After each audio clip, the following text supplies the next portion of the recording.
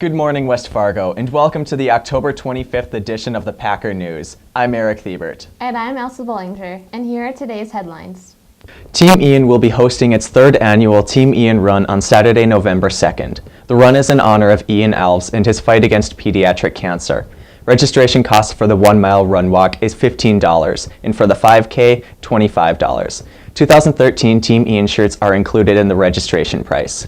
All proceeds from this year's Team Ian Run are being donated to the Children's Oncology Group in hopes of finding a cure for pediatric cancer. To pre-register, go to the site below or talk to a member of Team Ian. If you can't make it to the run but still want to donate, please visit the website and participate in the Team Ian virtual run. Congratulations to Mara Nitskorsky for being this week's Packer Friday winner. Teacher, if Mara's in your class and wearing Packer gear, send her to Mrs. Ott's office in room 118E to receive her Barnes & Noble gift card courtesy of the Renaissance Club. West Fargo High School Theater is in need of sound and light technicians and individuals who have an interest in construction or electrics. Please join the fun, play with some great technology, and learn a new skill by attending all or part of a work call night from 4 to 10 p.m. or tomorrow from 10 a.m. to 10 p.m. No experience is necessary. Stop by the theater at any time and introduce yourself. Injuries are given when it comes to athletics, and Packer correspondent Bailey Hurley has this week's story on a Packer athlete working to overcome her recent injury. Just a little over 4 weeks ago, senior Amanda Levine went up for a jump in a volleyball game and came crashing down to an athlete's worst nightmare. We were at a tournament in Bismarck, and we were just playing a volleyball game. I went up to hit a ball, and I came down kind of on a slippery spot, and so my foot slid to the left.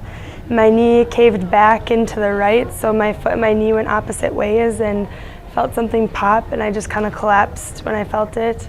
The first thing that came to my mind was, oh, there went my ACL. A few days later, Levine went into the doctor with high hopes and received an MRI of her knee. And when she went back, the news was less than desirable. Right away, I didn't really feel anything. Like, it didn't seem real, kind of like, I don't know. I didn't have a lot of emotions right away. My mom, on the other hand, did. She's sitting right next to me.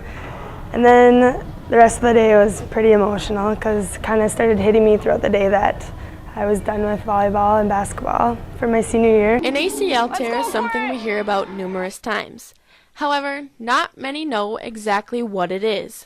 Well, the ACL is one of two ligaments within the knee, and the ACL helps to control the rotational and stability within the knee joint. 2/3 of all ACL injuries are non-contact injuries. So what happens is the knee is usually in a rotational deceleration, and they're planted and they come down, and that rotational force is too much for that ligament to handle, and for whatever reason it tears. The next step on Levine's road to recovery was surgery.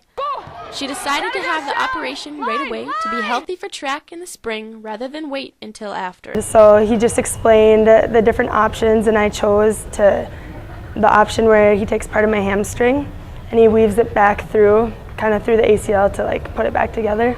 So they use an instrument that strips that tendon, and then they typically, I think, quadruple fold it, and then they that as the new ACL ligament. Levine's surgery was a success, and after a few days of recovery, she started physical therapy at the Sanford Power Center. The goal for any post-op knee is to regain range of motion, and then start to progress in with the strengthening program, and all along the way also tried to decrease the inflammation and swelling within the joint.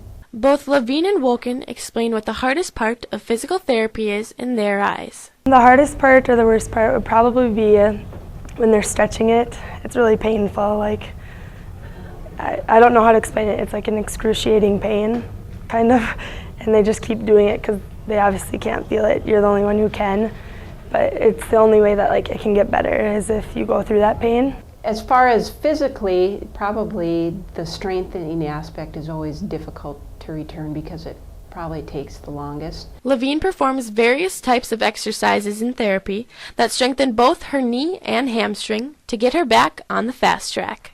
Wolken went on to advise precautions all athletes should take so the same does not happen to them. In a preventative, we would highly recommend a lot of hip girdle strengthening, the hip abductors, or the outside muscle of the hip, and the hip extensors, or your glutes, and the hip rotators, so like your piriformis, to help control what happens down at the knee. Although she puts on a brave face, Amanda opens up about the hardest part of this injury.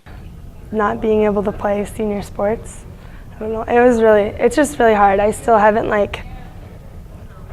it still hasn't hit me yet that I won't be playing basketball or volleyball ever again. I feel like it's like a minor injury right now, and I'll be back in about a week. It still hasn't hit me. And although this is not an ideal situation for any three-sport athlete, especially in their senior year, Amanda's attitude has never been anything but positive. A lot of the support that I've had from friends and family has gotten me through this. Just knowing that I look at the bright side of things, things could be a lot worse. And so I just tell myself that it happened for a reason, and something better will come from it. She's a highly dedicated young gal. For Packer News, this is Bailey Hurley reporting. Winter athletes, a reminder of the large group parent meeting on Monday, October 28th at 6 p.m. in the theater. If your parent attended the large group meeting in the Commons on July 31st, you do not need to attend this meeting. Please note, however, that the winter coaches will be holding their parent meetings over the next couple of weeks. These must be attended regardless if you attended these other meetings. Be sure to check the website for those dates and times. Remember, you need to have a physical on file before you can practice. And that's it for today's broadcast. I'm Eric Thiebert. And I'm Elsa Bollinger. Have a great weekend, West Fargo. This broadcast is brought to you by Western State Bank, your hometown bank.